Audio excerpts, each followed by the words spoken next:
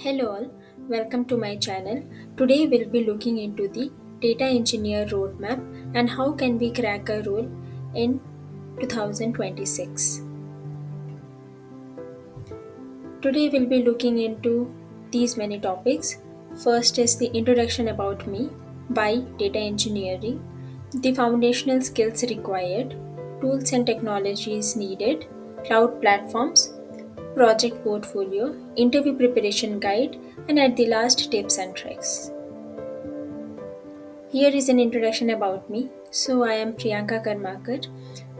I have experience in DBA. However, I have recently made a switch to data engineer role, and I have been working to this from the last 6 months.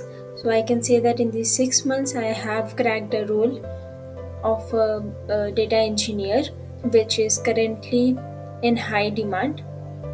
I'll be sharing you the exact roadmap which I have followed in the last 6 months. First, let's look into why data engineering. It is the fastest growing and high demand career in tech. I can assure you that if you have the right skills, you can get the best package in the current market. So, starting from the startups to MNCs, data engineers are everywhere. They manage massive data flows and they are the essential part in the organization. So, if we don't have any data, there will not be any insights which will be created out of the data, and at the end there will be no growth for the organization. So data engineers play a crucial role in the organization. Coming to the fundamental skills, these are the core skills required for data engineers. First and foremost is the SQL, which is structured query language.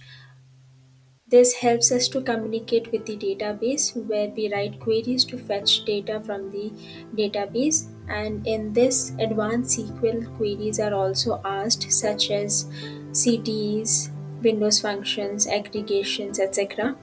Next is the programming language. So for this, Python is the most required one, or there are openings where Scala is also needed. So you can choose based on the programming language you are comfortable with.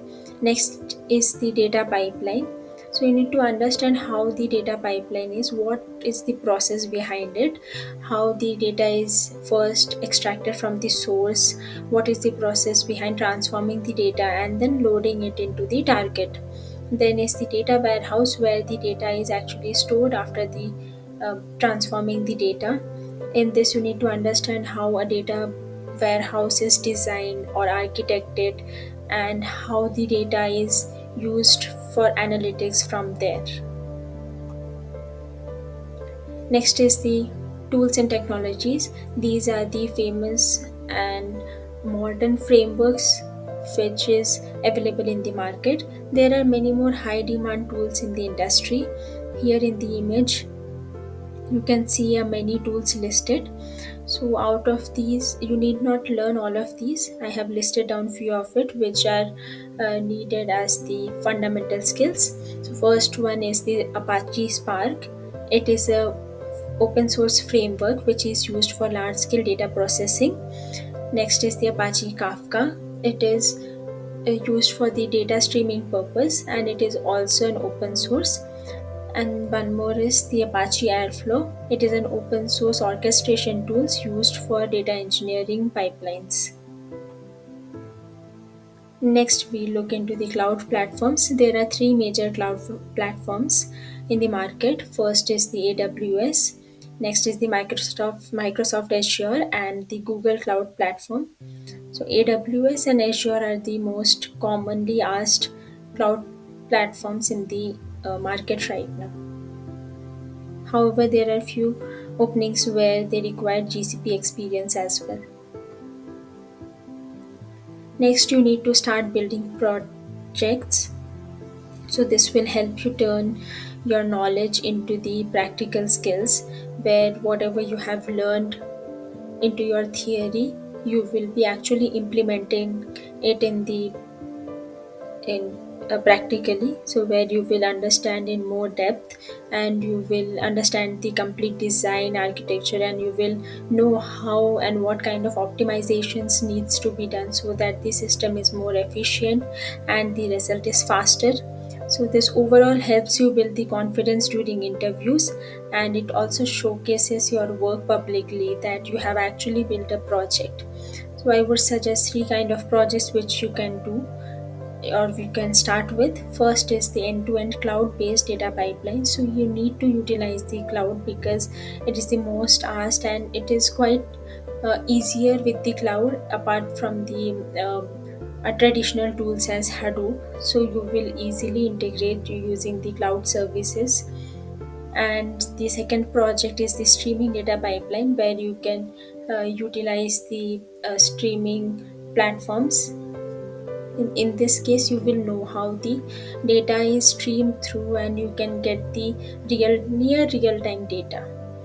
Third one is the data warehousing project. So in this again, you will understand the complete architecture from the start, how the data is extracted, transformed, and then loaded into the data warehouse. Next, you need to start for your interviews. First suggestion I would give is failing an interview does not mean that you are not good enough. It just means that you are not ready yet. So you will only learn by giving interviews and not by preparing for it. You need to constantly learn, give interviews, learn again from the questions you were not able to answer, or you you were not aware of the terms or concepts at that time. Study again, it might help you for your next or upcoming interviews. Keep working harder. To simply dream is insufficient. You need to put efforts into achieving the dream that truly makes a difference, and this will help you in your career growth. Here are some tips and tricks. You can build networks. You can go onto your LinkedIn. You can maybe post, or you may learn from the post which tells you what are the interview experiences or what kind of questions are asked nowadays in the interviews. You can contribute to some open source. This is completely optional, but people do for this publicly recognition or their own upskilling. You can read books because books are very helpful, and it actually helps you get the fundamental knowledge. You can follow the data trends as well, so you can follow some blogs or communities to stay updated on the new data tech which is running right now. You can also follow data engineering YouTube channels or newsletters, and you have to keep learning simultaneously. You need to track your goals also. What is your goal for the day or week? And you need to be consistent with that. The everyday practice makes a difference. That's all for today. Thanks for watching. Stay connected. Subscribe for more.